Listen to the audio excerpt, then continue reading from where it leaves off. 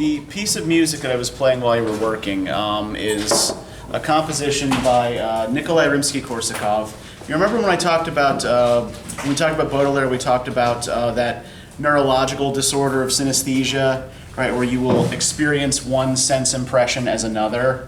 Rimsky-Korsakov is the guy who heard sounds as colors. Right, he would hear musical notes, musical chords as colors.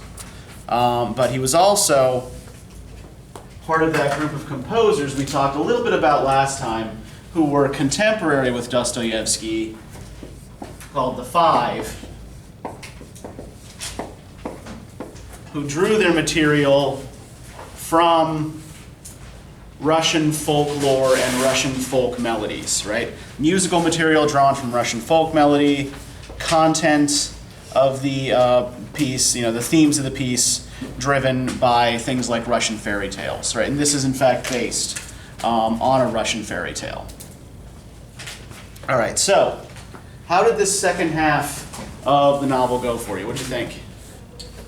I thought it was going to be a happy ending when he ran after the girl, and he just turned around and goes back, and I was like, he's a crappy person. Of course it's not going to be a happy ending. You should know better than that by now. Well, he was talking about how he realized, how, that he's making up excuses. Like on page 667, he's like, it's repugnant that, now that I made that observation.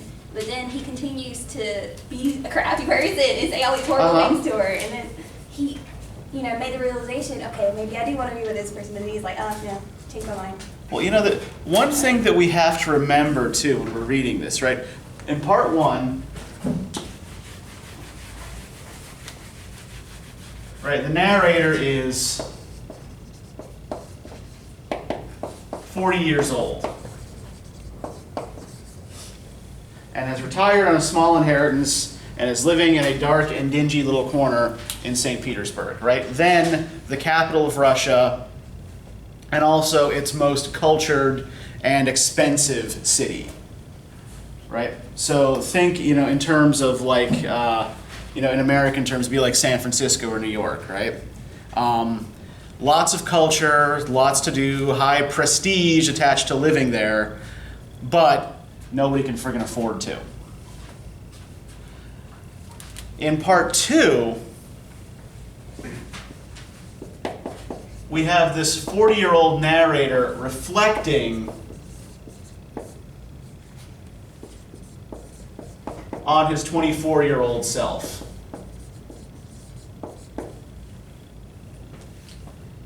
So he's aware of things now in middle age that he probably wasn't aware of when he was actually doing them when he was in his 20s, right?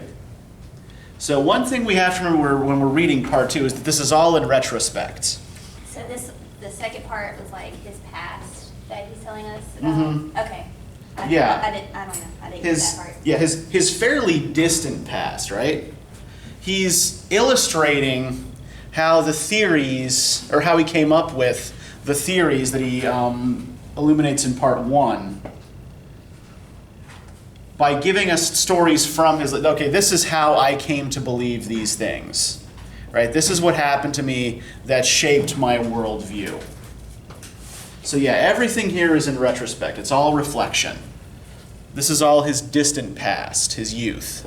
Yeah, Chris? I'd say it started from his youth too, whenever you read that portion talking about that he was an orphan in school and he was always like the outcast. Yeah, when he talks about his schooling, right? Why does he think his compatriots hate him?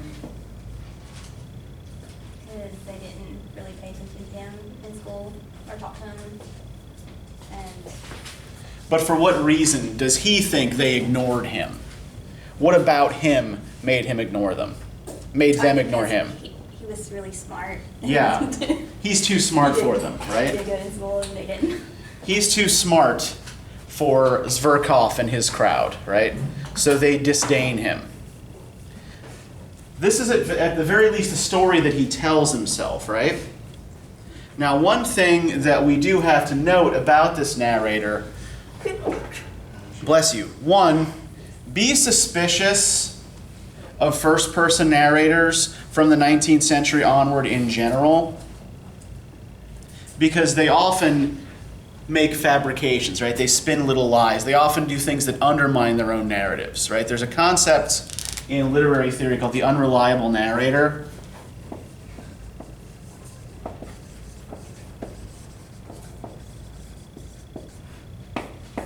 And the unreliable narrator is one who at various points undermines his or her own narrative, right? Says things that actually call into question the narrative that they're constructing.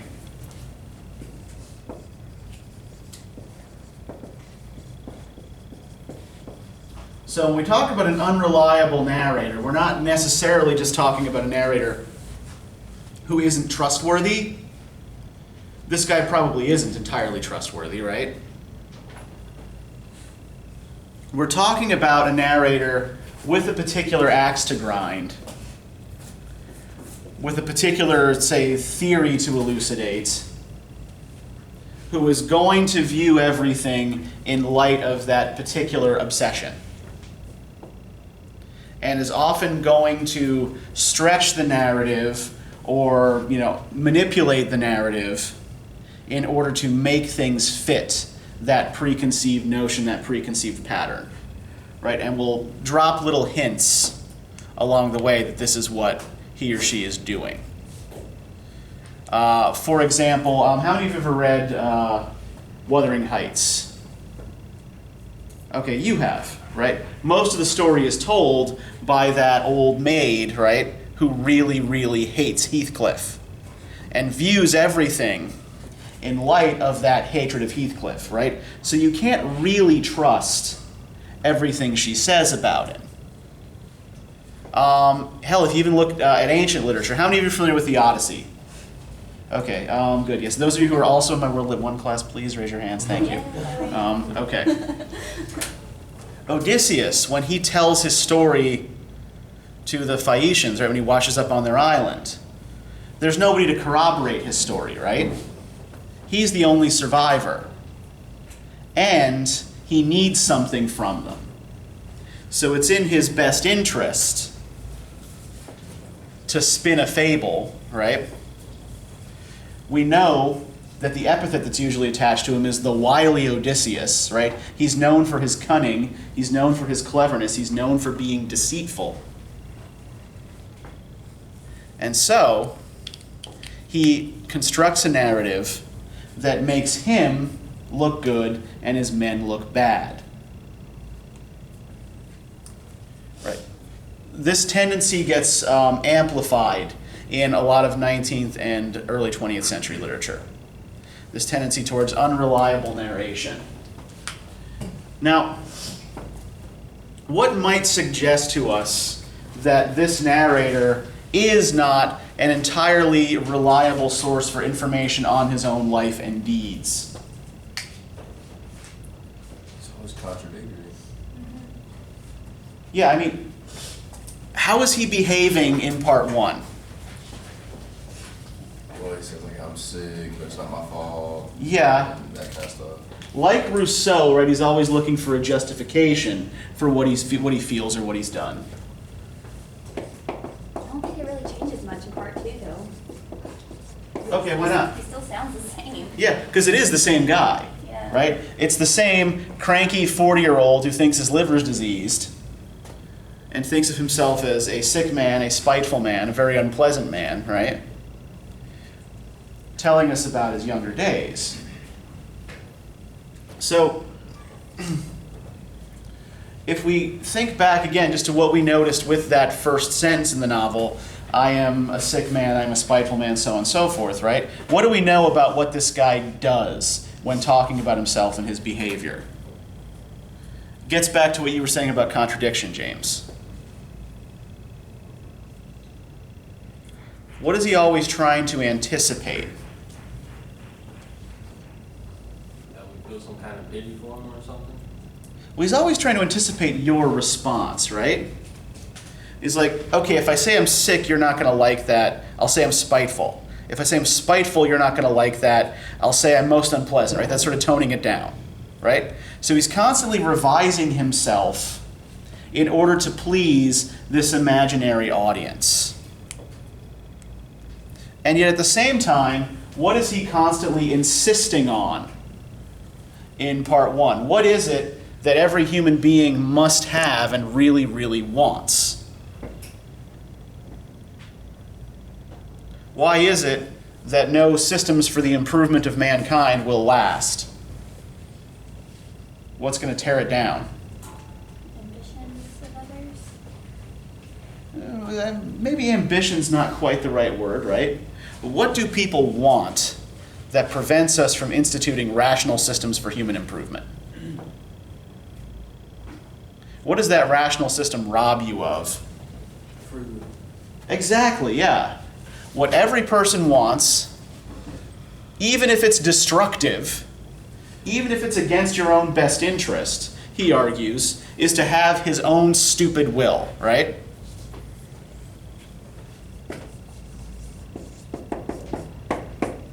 So he argues that we will do all kinds of irrational things just to prove that we can, right? Just to prove that we have free will, that we are in fact independent. And yet, does this bear out in his story of his own youth? If we look at the series of incidents that he describes here. He's so lame. Pardon? I said he is so lame. Okay, yeah, I mean, on the one hand, yeah, this guy kind of sucks, right? He just keeps bumping into this person, or like this other person, I forgot, is he a cop, I guess? I don't know what he's called. Anyways. This military officer, right? We know he's got a problem with military officers from part 1, right? There's that guy who comes in and clangs his saber annoyingly. He says, well, I put him in his place. Well, actually, no, I didn't. And here we've got another description of an incident with an officer, right? So what's the origin of his dispute with the officer? The dude bumps into him and doesn't say sorry. Doesn't really even notice he's there. He's just like, Yeah. He just keeps stepping over him. Yeah, does the guy even actually bump into him? Let's look at the way this is described. Page 661. Right. Bottom of the page. Once, passing by some wretched little tavern late at night, I saw through a lighted window some gentlemen fighting with billiard cues. One of them was thrown out the window.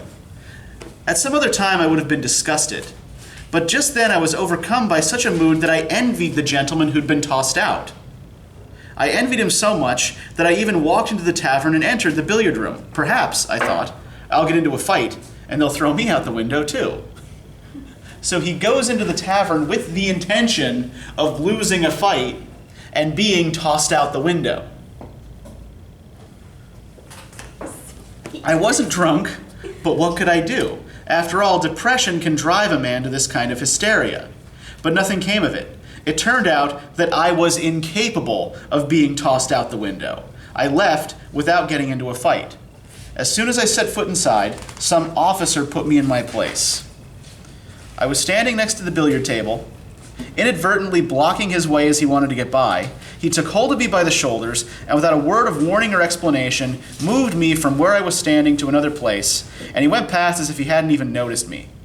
I could have forgiven even a beating, but I could never forgive his moving me out of the way and entirely failing to notice me.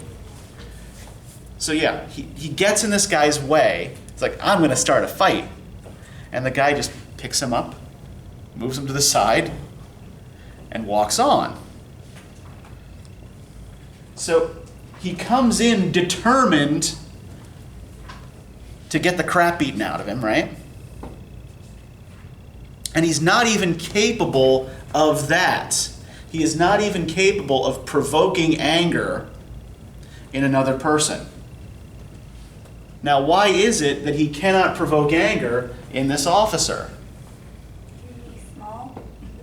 Oh yeah, he's a little scrawny guy. he has no power over him. Yeah, he has no power over this officer.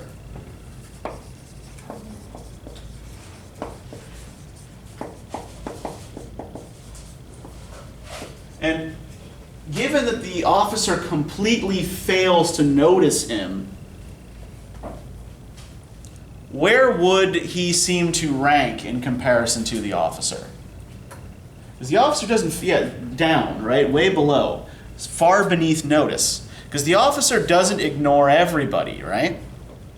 When the underground man obsessively walks up and down Nevsky Prospect trying to bump into this officer, there are some people the officer acknowledges, right?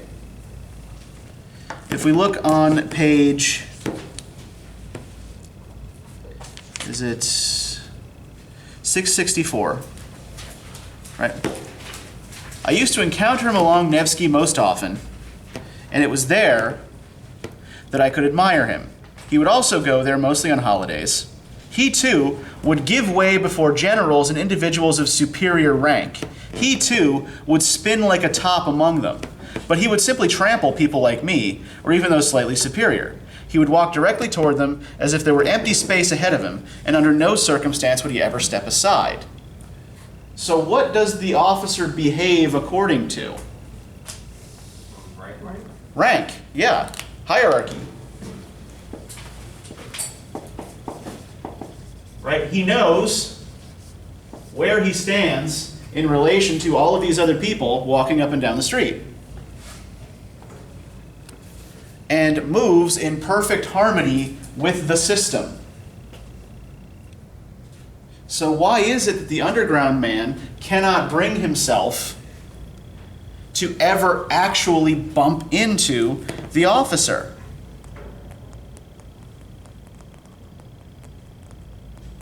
What is he incapable of violating? The system. Yeah. He knows where he is in the system too. And it's way down below where this officer is. Isn't he a retired officer though? This officer? No, the character, the main character. He's a retired civil servant, right? Oh. And what do we know about his job from his conversation with his old schoolmates? He wanted to cause people off pain, but he couldn't. Okay, yeah, he really, really, really wants to make his old schoolmates uncomfortable, but they don't really notice him either. But what do we know about the nature of his job from the way his schoolmates talk about it when he tells them? Pretty crappy job. Yeah, it's like, oh, that doesn't pay very much, does it? Because like, they offered to buy his meal, and he's like, no, I insist. And they're just like, well, sure, I guess. Yeah. And he's, wearing shabby clothes. They make fun of his department, right? Young 20-somethings are awful. So cruel. Although really he inflicts himself upon them, right? But yeah, essentially we know that he's a very low-ranking, poorly paid civil servant. And he claims to have taken this very low-ranking position in this obscure department by choice, right? I moved into that department simply because I wanted to. Right? That's what he tells Zverkov and his crew. I moved into that department simply because I wanted to. But his behavior with this officer suggests that a lot of his behavior is probably actually involuntary, right? That he is also moving according to a system. All right, page 664, a little further down. I reveled in my malice as I observed him, and bitterly stepped aside before him every time. I was tortured by the fact that even on the street, I found it impossible to stand on an equal footing with him. Why is it you're always first to step aside? I badgered myself in insane hysteria, at times waking up at 3 a.m. Why always you and not he? After all, there's no law about it. It isn't written down anywhere. Let it be equal, as it usually is when people of breeding meet. He steps aside halfway and you halfway, and you pass by showing each other mutual respect. But that was never the case, and I continued to step aside while he didn't even notice that I was yielding to him. Underground man continues to step out of the way, Officer completely fails to notice he's there. So do we get some sense, perhaps, of why he is so keen on inflicting his own suffering upon others? Why does he want to inflict his own suffering on other people? Why does he want to subject other people to his humiliation, make them witness his humiliation? So maybe they know how it feels to, like he does. But it doesn't seem to have any effect on Zverkov or Ferfitchkin or Trudolyubov, right? They still regard him as an insect. Seems to bring him joy though, like it makes him happy, to be honest. Yeah, it makes him happy. Is it But, like powerful? well, yeah, why would this make him feel powerful? Because that way they'll all be on the same level as him. It's an attempt to drag them down to his level, right? He talks about himself as being on a higher intellectual plane than these other guys, right? I'm so much smarter than them. But socially, they're all well above him. And yet, even this guy Zverkov, right? He's seen Zverkov bow and scrape too, right? Look on page 669. Right. Talks about Zverkov at school bragging about how many serfs he's inherited, bragging about all of the sexual conquests he's going to make, when he gets sent off as an officer to his posting, right? The great life he's going to lead. But even Zverkov bows and scrapes to somebody. Afterward, I heard about his barrack room successes as a lieutenant and about his binges. Then there were other rumors about his successes in the service. He no longer bowed to me in the street. I suspected that he was afraid to compromise himself by acknowledging such an insignificant person as myself. I saw him in the theater once, in the third tier, already sporting an officer's gold braids. He was fawning and groveling before the daughters of some aged general. All right, so everybody bows and scrapes. Everybody fawns before somebody in the underground man system here, right? Everybody bows and scrapes before somebody. And what is it that he really wants even more than his own free, stupid will? People to go bow to him? What's that? Does he want people to bow to him? Yeah, he wants people to start bowing and scraping to him. Why don't they fawn over me? Why don't they bow and scrape to me like they do to Zverkov? Why don't people get out of my way like they get out of that officer's way? And where do we see him have a chance to exercise these little theories? Talking about like him displaying his power. Yeah. Twice when he gets to do with people lower class than him, the little taxi guy servant and the prostitute. Yeah. Yeah, let's go to the scene where he's riding the taxi to the brothel.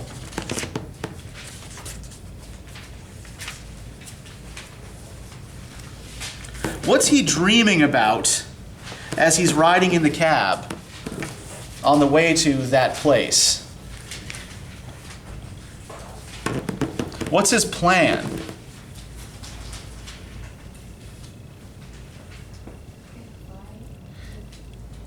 Yeah. He's going to pick a fight with Zverkov, right? Of the four guys that were at the dinner with him, right? 3 of him are his avowed enemies. One of them he seems to regard as a friend, but this friend doesn't seem to like him very much. And 2 out of those 3 guys he regards as enemies are bigger than he is, right? They're military officers. And so he expects he's going to go in there, challenge them, and get into a fight like he was going to do with the officer. Does he imagine he has any chance of winning this fight? No. No, they're going to beat the crap out of him. He has no chance against them. All right, page 681. As soon as I go in, I'll slap him. Should I say a few words before I slap him in the face? No. I'll simply go in and slap him. They'll all be sitting there in the drawing room. He'll be on the sofa with Olympia. That damned Olympia. She once ridiculed my face and refused me. I'll drag Olympia around by the hair and Zverkov by the ears. So, this is a guy who has actually been refused by a prostitute, right? This is what he's noting here. She refused to serve him and ridiculed his appearance. So, this shows where he ranks on the social scale, right? No, better grab one ear and lead him around the room like that. Perhaps they'll begin to beat me, and then they'll throw me out. That's even likely. So what? I'll still have slapped him first. The initiative will be mine. According to the laws of honor, that's all that matters. He'll be branded, and nothing can wipe away that slap except a duel. He'll have to fight. So just let them beat me now. Let them, the ingrates. Trudolyubov will hit me hardest, he's so strong. Ferfitchkin will sneak up alongside and will undoubtedly grab my hair, I'm sure he will. But let them. That's why I've come. At last, these blockheads will be forced to grasp the tragedy in all this. As they drag me to the door, I'll tell them that they really aren't worth the tip of my little finger. So just going to the brothel and telling these guys off seems to him to be worth the savage beating he thinks he's likely to receive. Right? Just forcing his presence on them one more time and forcing them to acknowledge his existence, even if they're acknowledging his existence with kicks and slaps, that's all worth it. Now, when he talks about the tragedy in all of this, forcing them to see the tragedy in all of this,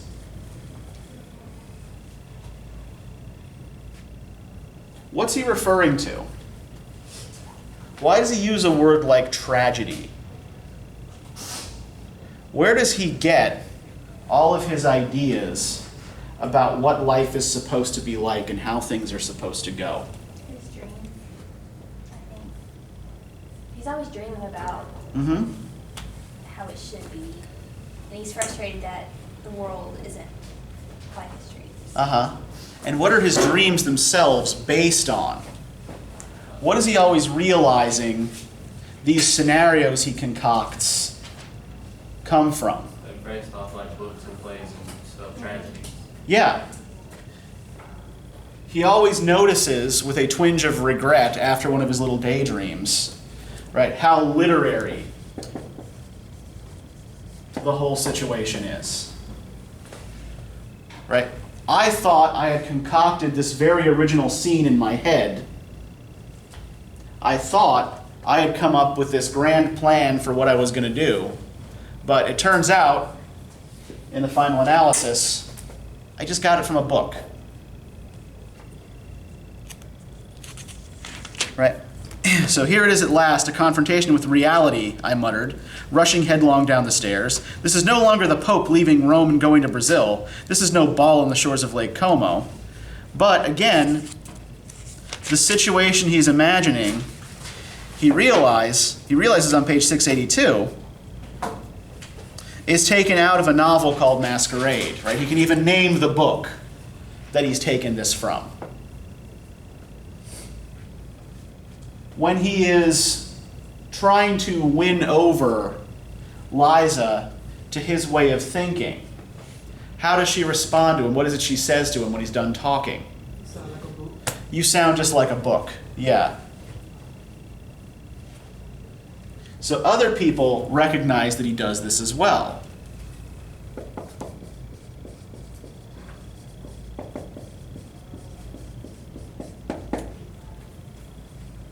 So, what is it that prevents him from having his own stupid will? The fact it doesn't sound like he's speaking from his heart, like he's just copying things. Everything he does, yeah, is taken from a book. Everything he does is copied right out of a book. Everything he does strikes him with how stupid and literary it is. Every time he tries to make some sort of independent move, independent action, he realizes that he just got the scenario from a book. So, what would this tell us about his desire then to get punched, to get kicked, to get thrown out of windows? What will that tell him about himself? It won't tell him where he ranks socially, or he knows where he ranks. What will that tell him about himself if he can get thrown out of a window?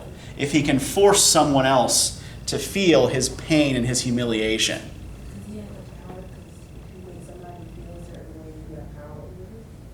Yeah, it will grant him power over these others, right? But again, what will that power prove to him? If he realizes that everything he does is literary, everything he does sounds like it comes from a book. Maybe he wants to be the hero, or in this story or whatever. Yeah, he certainly imagines himself as the hero in each of these little scenarios, right? At the very least, as the wronged party. Right? Certainly when he goes in to Liza, he starts regarding himself as a hero of a very specific type that we'll talk about in a minute. He's actually drawing most of that speech and most of even that little scene from a very specific novel that no one reads anymore because it's terrible and boring. But if he realizes that everything he does is literary, what might he then doubt about himself? That getting hurt, that forcing others to acknowledge his hurt might solve for him. What question is raised by the literariness of every scenario in his life? Oh, prove his own existence, his reality. Yeah. Am I even real? Am I a person? If I can feel pain and force other people to feel that pain as well, I must exist. I must matter. I must be real. I'm not then just some cog in a system. I'm not then just a character in a book. Right? I am a human being with free and independent will, even if what I will myself is harm.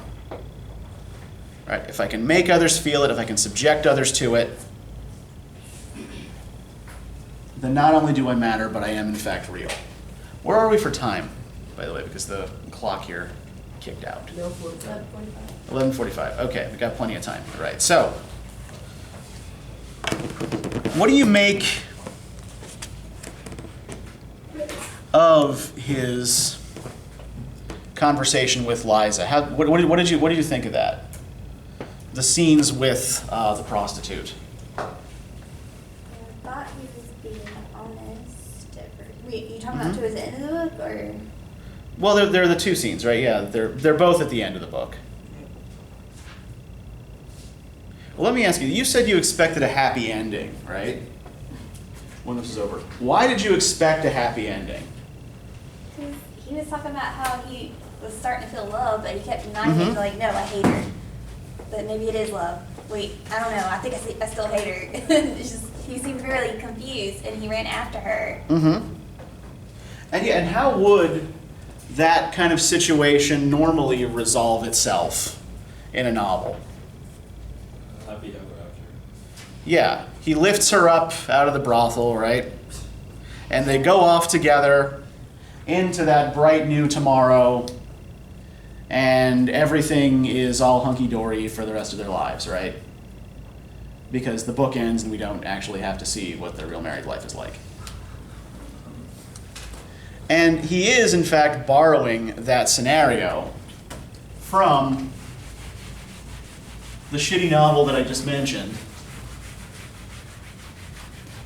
It's by a guy by the name of Nikolai Chernyshevsky.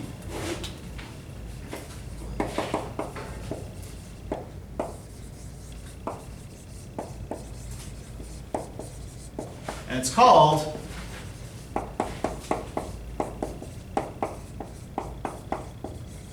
What Is to Be Done. It is very, very long. And in addition to being a novel, it is also a rationalist utopian plan for remaking society. Right, along exactly the kinds of rational utilitarian lines that the Underground Man was criticizing in part 1. Now, the plot largely centers around a young, educated, middle-class man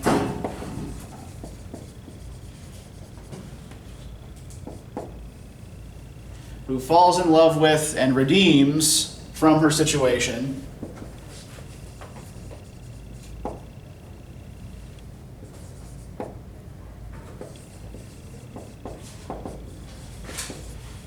a prostitute.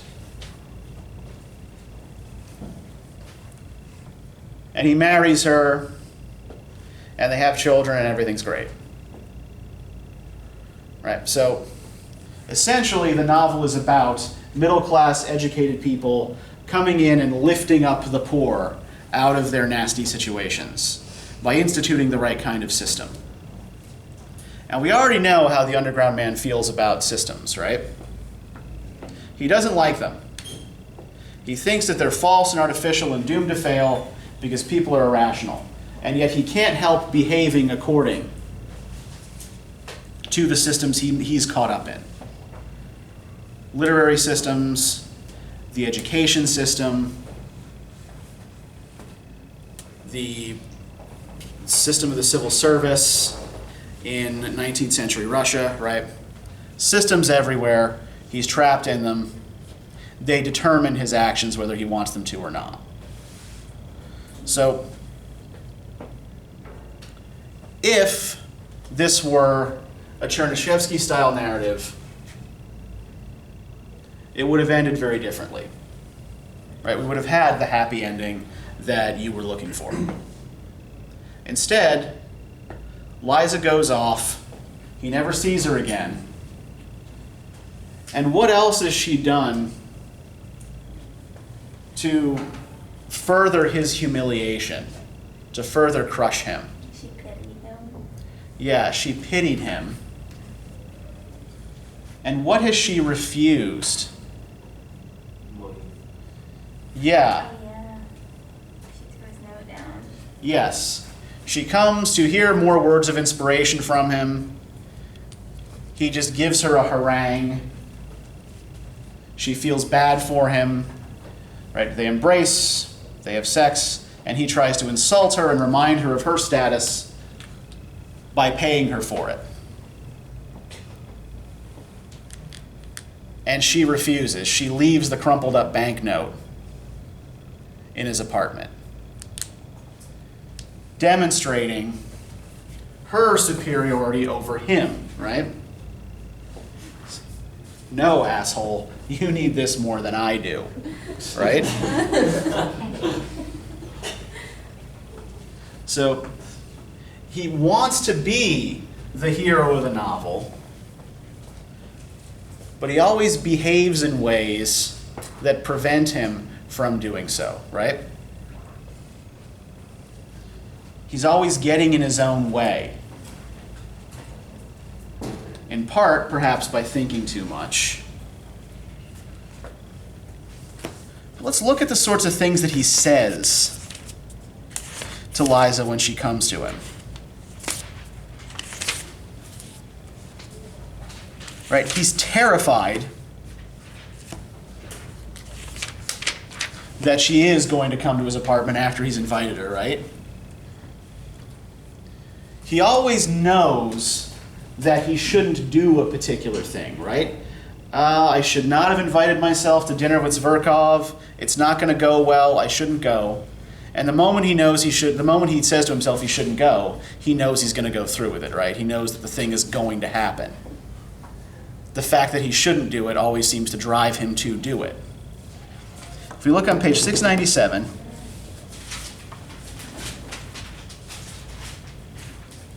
the next day I was once again prepared to dismiss all this business as nonsense, as the result of overstimulated nerves, but most of all as exaggeration.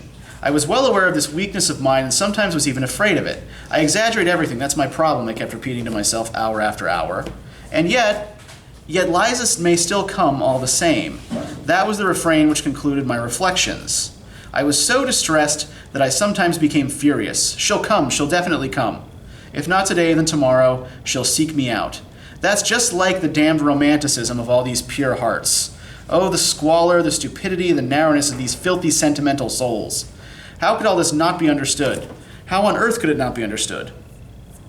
But at this point I would stop myself, even in the midst of great confusion. So he tends to harangue himself and others, right, to accuse himself and others of,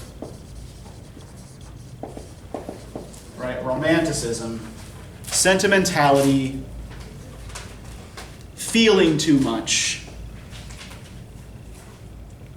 placing too much emphasis on the importance of the individual mind, the individual soul. And how very few words were needed, I thought in passing. How little idyllic sentiment, what's more, the sentiment was artificial, bookish, composed, was necessary to turn a whole human soul according to my wishes at once. That's innocence for you. That's virgin soil. So then his mind turns to how easy it was to convince her to come and see him, to convince her that he's the hero that she needs, just with a few phrases from books. At times the thought occurred to me that I might go to her myself, to tell her everything and beg her not to come to me. But at this thought such venom arose in me that it seemed I'd crushed that damned Liza if she suddenly turned up next to me. I'd have insulted her, spat at her, struck her, and chased her away. One day passed, however, then a second and a third. She still hadn't come, and I began to calm down. I felt particularly reassured and relaxed after 9 o'clock in the evening, and even began to daydream sweetly at times. For instance, I'd save Liza, precisely because she'd come to me, and I'd talk to her. I'd develop her mind, educate her. At last I'd notice that she loved me passionately. I'd pretend I didn't understand. For that matter, I didn't know why I'd pretend, most likely just for the effect. At last, all embarrassed, beautiful, trembling, and sobbing, she'd throw herself at my feet and declare that I was her savior and that she loved me more than anything in the world. I'd be surprised, but, Liza, I'd say, do you really think I haven't noticed your love? I've seen everything. I guessed, but dared not be the first to make a claim on your heart because I had such influence over you, and because I was afraid you might deliberately force yourself to respond to my love out of gratitude, that you might forcibly evoke within yourself a feeling that didn't really exist. No, I didn't want that because it would be despotism. It would be indelicate. Well, in short, here I launched on some European, George Sandian, inexplicably lofty subtleties. But now, you're mine, you're my creation, you're pure and lovely, you're my beautiful wife. Now, she's not just his beautiful wife in this daydream, right? What else is she? My creation, yes.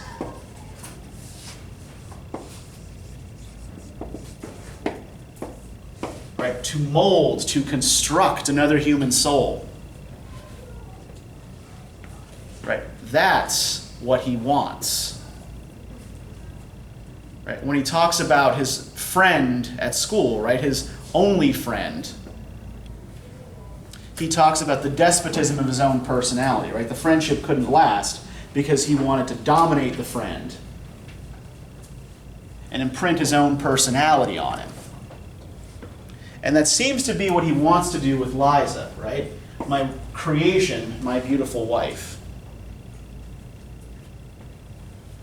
He gives himself all the power in this scenario, right? And the scenario, by the way, is exactly the one that Chernyshevsky's novel ends with. he is going to fix Liza. And she's going to thank him for it. She's going to love him for it.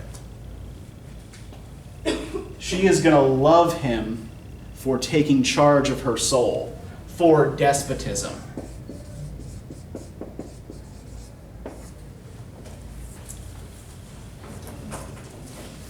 And how does he feel about anyone who allows another person to exercise power over them? Even anyone who allows him to exercise power over them. Does he think they're cowards? Yeah, it's like, Jesus, if I can exercise power over you, you are beneath contempt.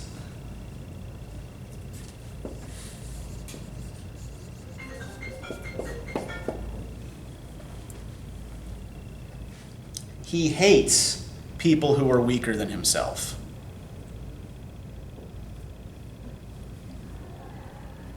Which means he probably actually hates very few people. Since it seems that everybody he meets gets one over on him, right? Even people who are supposed to be his social inferiors are constantly getting one over on him. Now, what Dostoevsky is doing, the genre he's working in, is the dominant genre of the 19th century, from the middle of the century on, right?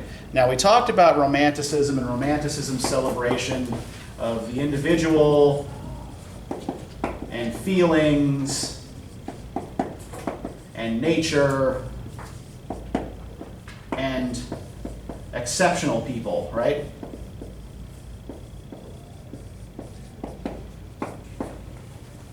Romantics are very, very keen on the exceptional person who's actually able to break out of the bonds of society.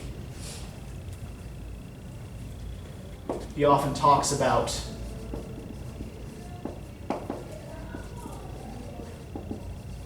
wanting to embrace the beautiful and the sublime, right? Whenever something good happens to him, and being unable to get there. So, what Dostoevsky is doing in presenting us with this kind of soured romantic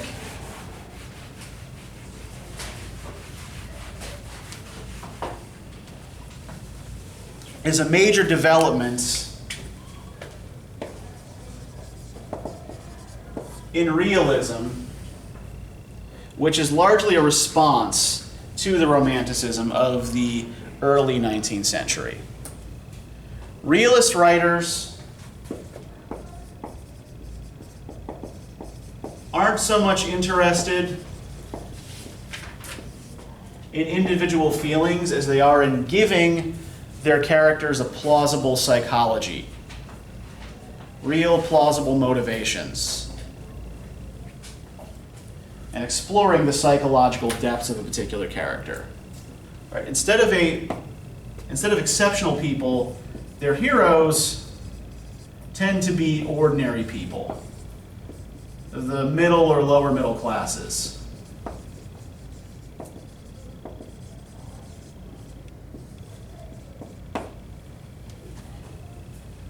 And nature gets tossed out the window in favor of urban settings. So they're concerned primarily with ordinary people moving through everyday cityscapes, right? And this is in part a response to historical and economic developments in the 19th century. Beginning of the century, right, we have very, very little industrialization in Europe, right? It's starting to pick up, and Romanticism is a negative response to that. It's like, no, we don't want all these dirty, filthy factories, what the poet William Blake called dark satanic mills, clogging up our beautiful landscape. Realism accepts that the factories are already here, the factories are developed, and instead wants to explore the conditions of life of the people who own those factories, the people who work in those factories, the people who move amongst those factories day in, day out. So it tends